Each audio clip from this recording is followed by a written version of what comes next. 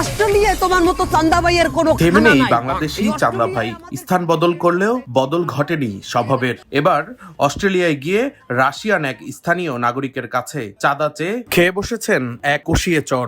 খবর কি মাইদা?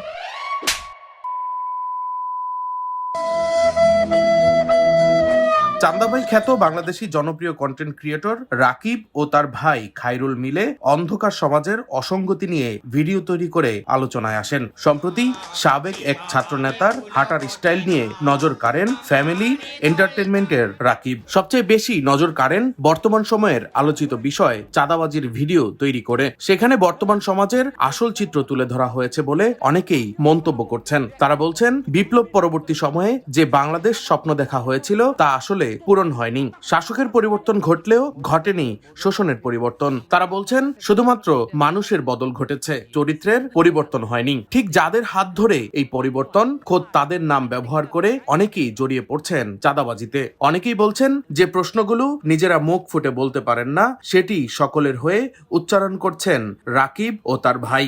তাদের ভিডিওগুলোর মাধ্যমে অনেকেই নিজেদের অভিজ্ঞতার সঙ্গে মিল খুঁজে পাচ্ছেন। রাকিবদের এই সাহসিকতাকে স্বাগত জানাচ্ছেন সচেতন নাগরিকরা।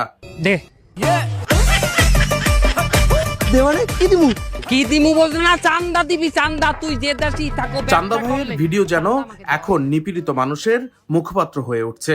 বিশেষ করে তরুণ প্রজন্ম এই ভিডিওগুলো দেখে যেমন সচেতন হচ্ছে, তেমনি সমাজ পরিবর্তনের কথাও ভাবছে। তাদের বক্তব্য, চাঁদাবাজি বা অন্যায় প্রকাশ পেলেই যদি রাষ্ট্র নড়ে ওঠে, তাহলে এমন সাহসী কন্টেন্ট আরো হওয়া উচিত। এই ধরনের কন্টেন্ট সমাজের অন্ধকারে আলো ফেলছে, যা আগামী দিনের পরিবর্তনের পথ তৈরি করতে পারে। ডেস্ক রিপোর্ট, দৈনিক ডেস্টিনি।